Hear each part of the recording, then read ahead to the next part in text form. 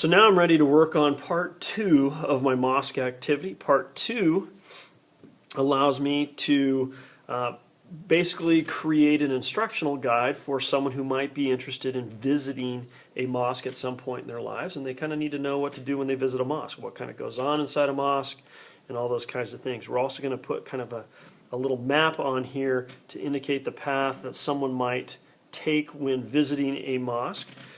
And so what's going to happen is I'm going to write my instructional guide in this bottom half. That's kind of why we left it blank. And so when you get your handout, or if you look at the handout that's attached to Learning Point, I've kind of written up the steps one would go through, or the instructional guide itself.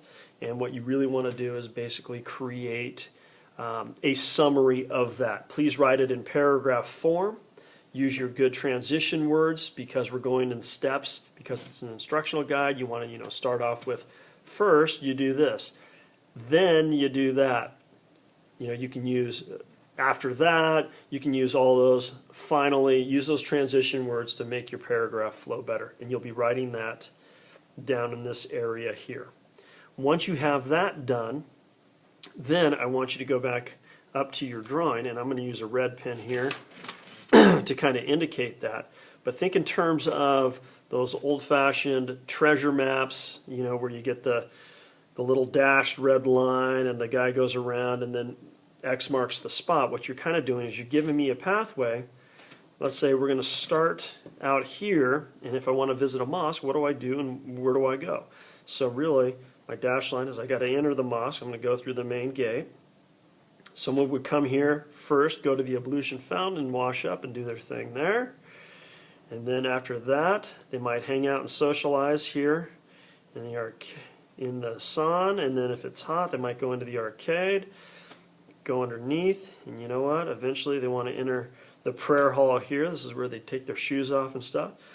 They'd enter the prayer hall, and if you're visiting, you want to stay in the back to stay out of the way of everybody praying. And everybody's praying here. You can hang out in here very quietly and appreciate what's going on.